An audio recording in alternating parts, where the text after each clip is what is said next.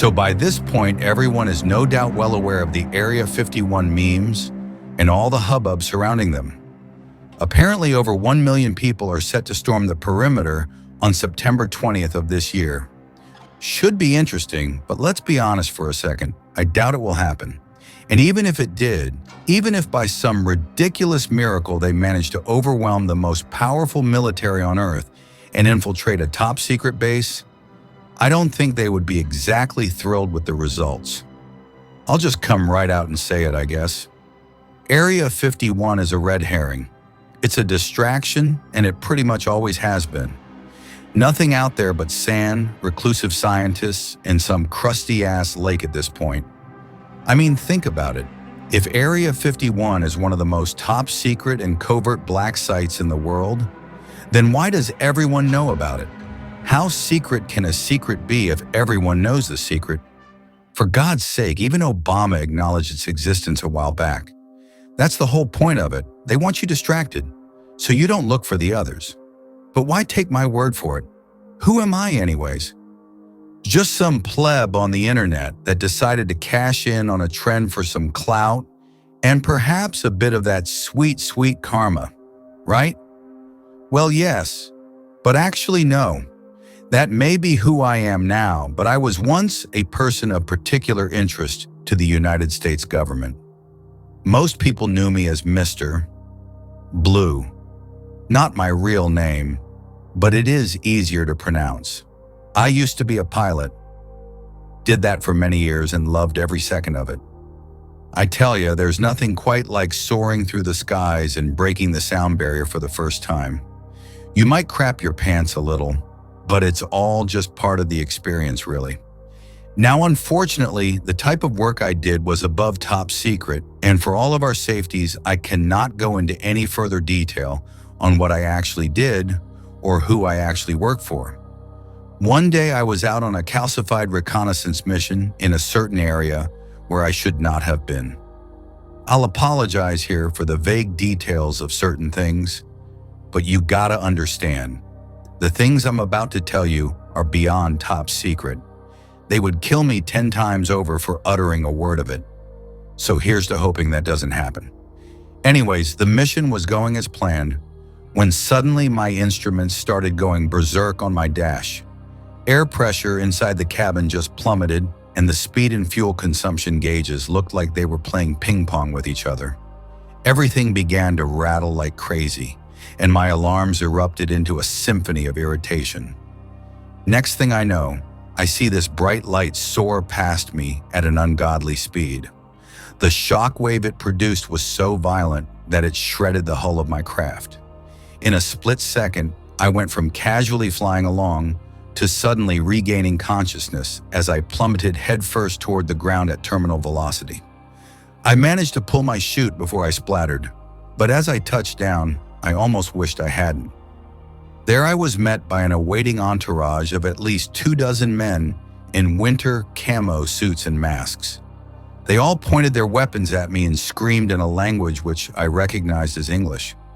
I tried my best to calm them down and appear unthreatening, but that didn't stop them from wrenching me into a pair of handcuffs and hauling me into one of their APCs. They began to drive away, and the real severity of the situation hit me. I was not going to be saved.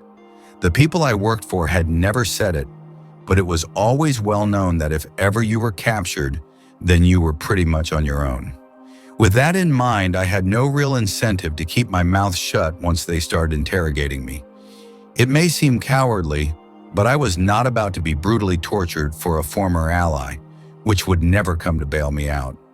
Yeah, the government says they don't torture people, but trust me, when they really want to know something, there's no tactic too extreme, and they really wanted to know something. So I told them about who I worked for, what my mission was, where I grew up, all that jazz. It was all fabricated, but they took the bait regardless thanks to their severe distrust of the Russians at the time. They were actually pretty cool after that.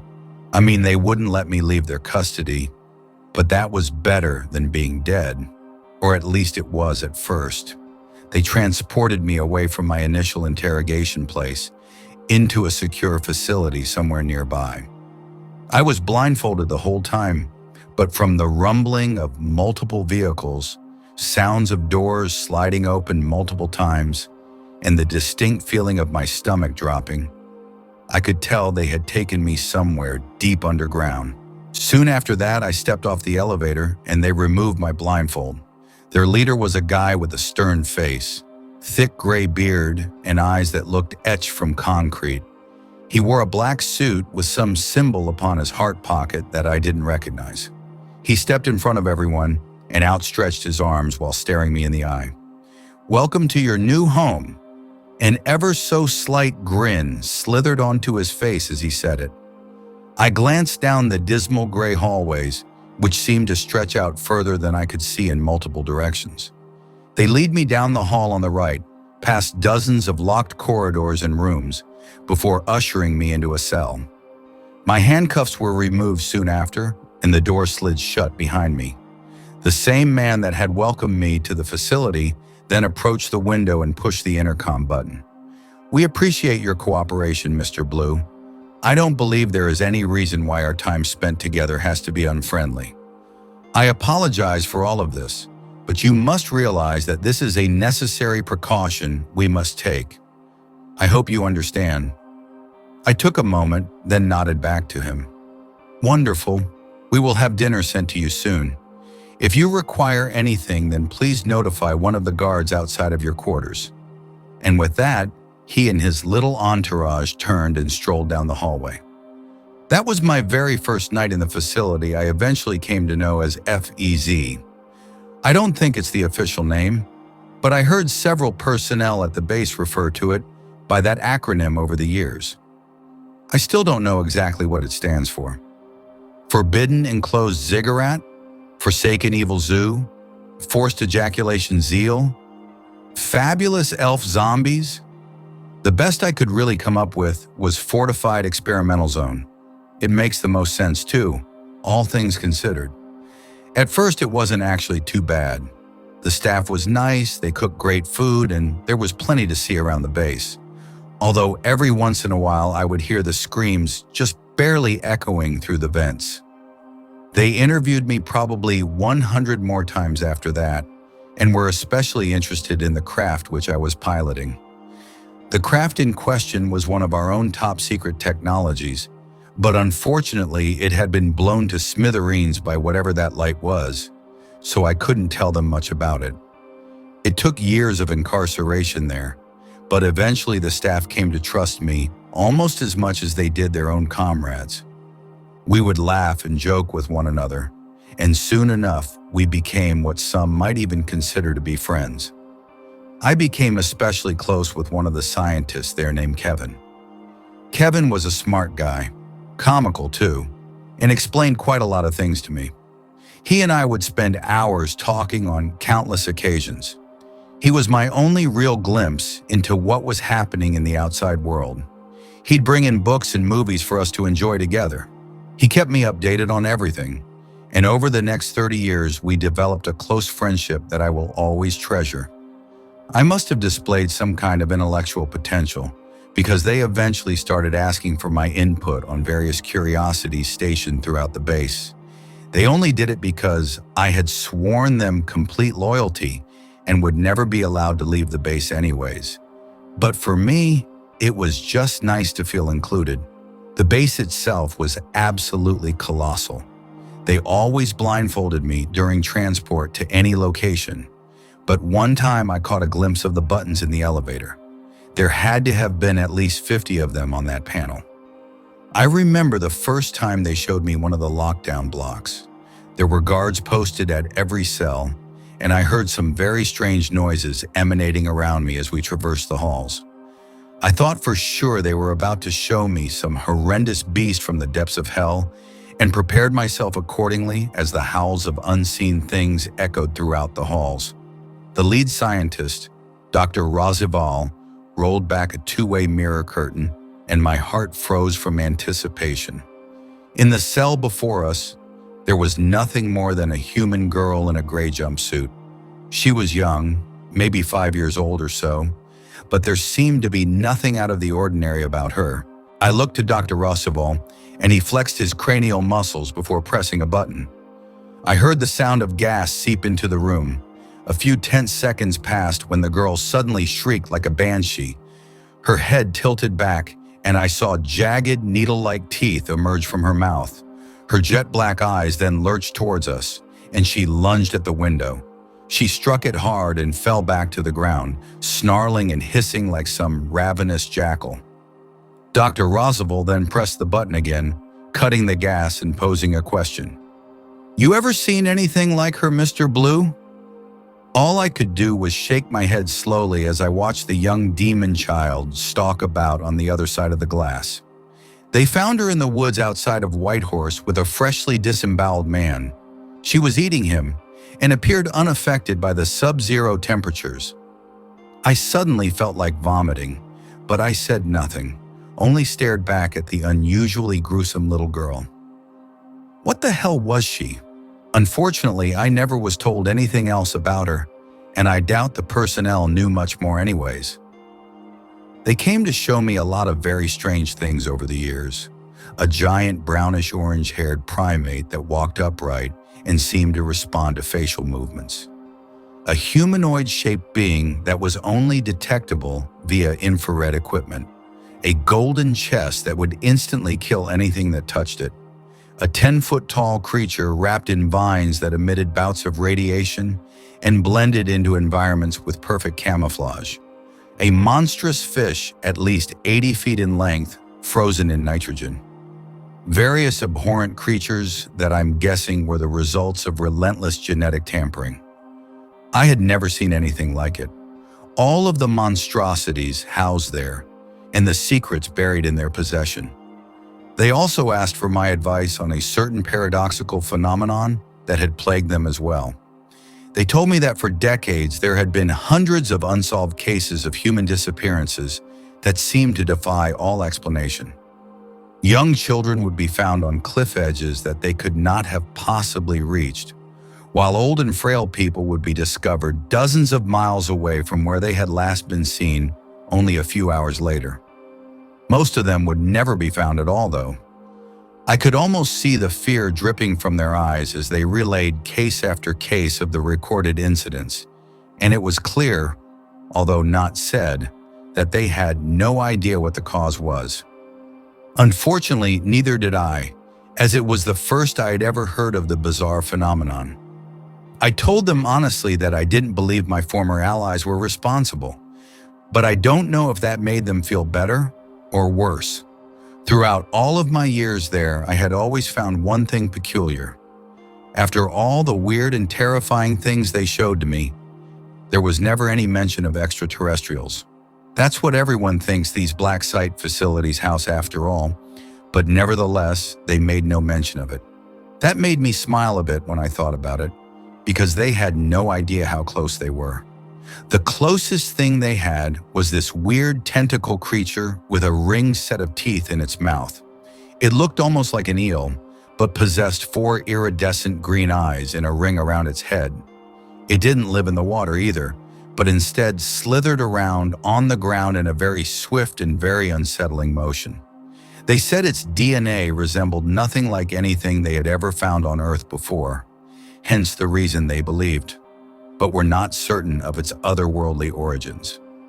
Kevin and I got to talking back in his quarters one night, as the rest of the crew retired for the evening.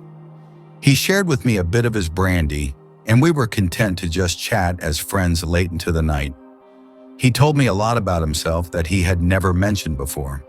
He showed me pictures of his wife and his son that had been taken from him.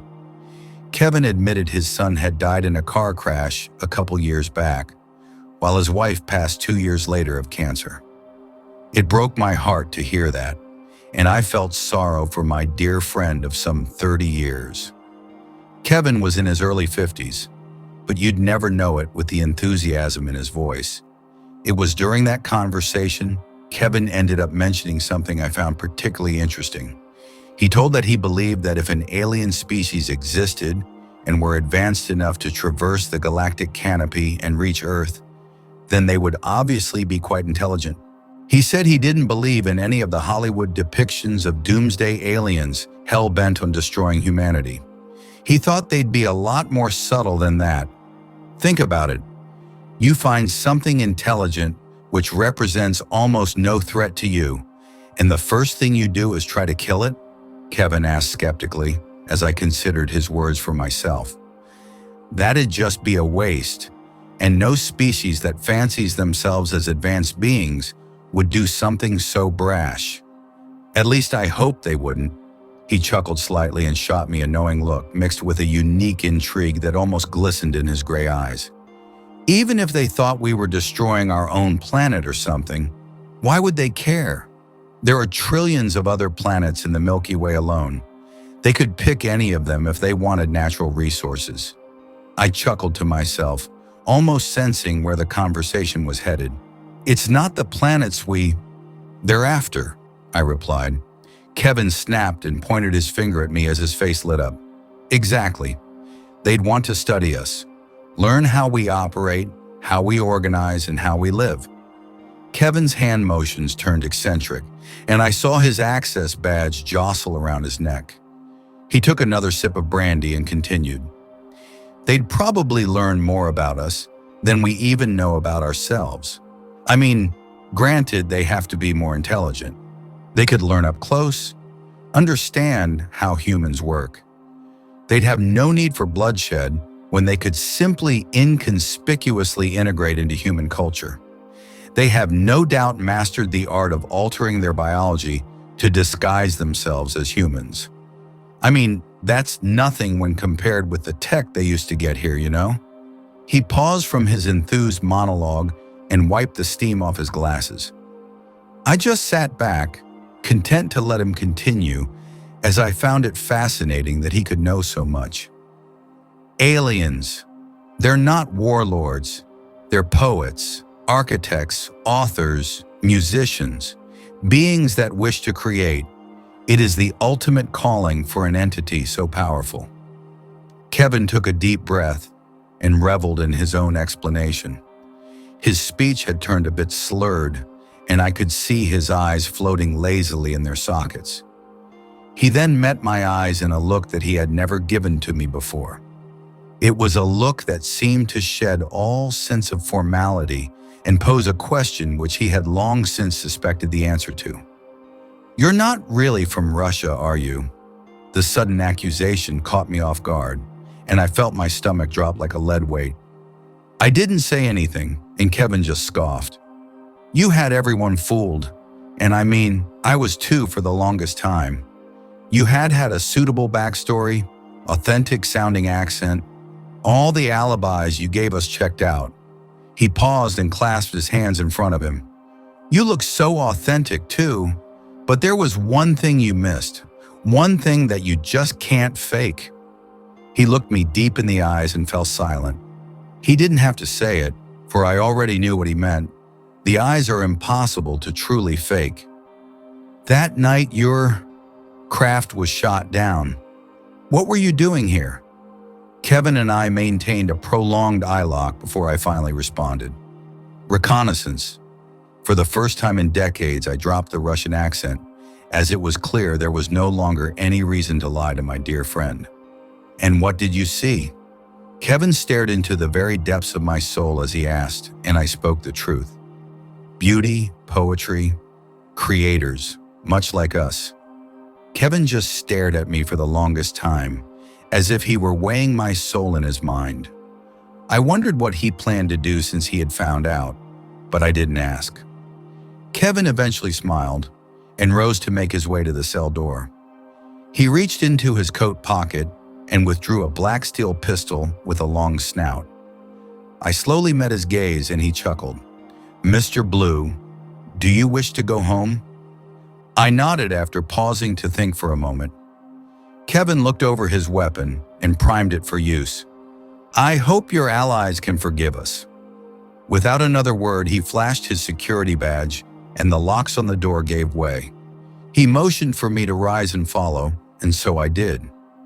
Kevin glanced back and forth down the hallway, but due to the late hour, there was no one around. He and I sprinted down the corridor and onwards to one of the security booths.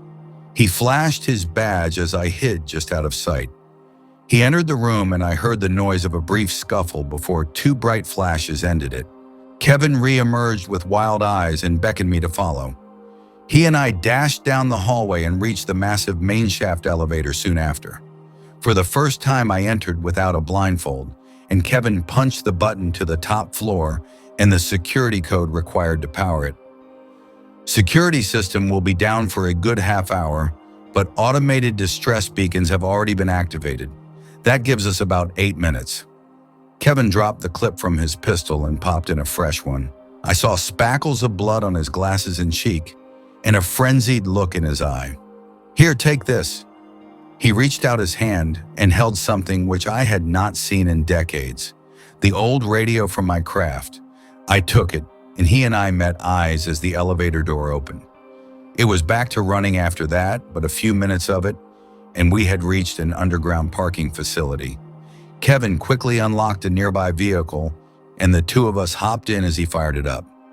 The engine roared to life, and Kevin accelerated through the lot. A moment later, and we exited the underground facility, and I saw my first vision of the night sky in over 4 decades. There were men stationed at the perimeter gates that attempted to stop us, but Kevin didn't flinch. He crashed right through the wire fence on the perimeter, causing multiple lights to activate in our wake. I heard a siren blaring behind us, and the silhouettes of people dashing throughout the snow. "There's a suit in the back. Put it on." I did as he requested without question and fit the snug polyester garment over my body. It covered every square inch from foot to the nape of my neck and felt incredibly comfortable. "There's a dial on your right side. You can use it to mask your body heat. They're gonna be after you." He tossed a map into my lap and continued barking instructions. "You can contact your friends with that radio, right?" His eyes flashed to me as he slid onto the main road and away from the compound. "Yes," Kevin nodded. "Make your way north. They won't be expecting that. There's a river up there about 30 miles away through the forest. Once you find it, head east until you find a small town. Ask the guy at the post office for Mr. White. He's a friend of mine who's agreed to help you. He'll take it from there." I tried to digest the flow of information as best as I could and remain confident. It had all just happened so suddenly. "I stashed you some MREs in the bag. Should last you a good couple of weeks." Kevin then swerved around a corner and reoriented us onto a new dark road. In the sudden influx of adrenaline, a sudden though occurred to me. "What happens to you?" Kevin didn't seem to want to acknowledge the question. "Forget about that. Just get back to your people." Behind us, a flurry of lights suddenly ascended into the night sky. The whirring sound of rotary blades then pierced the tranquil canopy of the blustery night. "Shit. I had hoped I could get you a bit farther than this." He suddenly slammed on the brakes. My head lurched forward and the car spun back and forth along the icy road. "Take this too." He handed his long-barrel pistol over, and I hesitantly took it. He and I then met eyes for one final time. "This is where we say goodbye, Mr. Blue." "Why? Why are you doing this for me?" Kevin sighed, and I saw a certain sorrow swirl into his ironclad pupils. He stayed silent a moment, and only when the sounds of approaching engines grew louder was he spurred to reply. "You don't belong here. You don't belong in a cage. I don't know where you come from, but I want you to see the ones you love again." His eyes began to water, and he jostled his neck before looking me in the eye one final time. "I hope you don't think of us as captors, or kidnappers. I hope you see us as you see yourself. I just hope you can understand." A single tear then rolled down his cheek. I put my hand on his shoulder. "I always have, and I always will." "Thank you, Kevin." I then held out my hand and he grabbed it tight as we shared one final moment before I ventured into the blizzard. The journey from then on was long and arduous, with me spending weeks trudging through snow and frozen forests. Hounds, men, and machines pursued me for days, but somehow I was able to elude their efforts. The terrain was brutal, unrelenting, but eventually I managed to find the river, which Kevin had mentioned.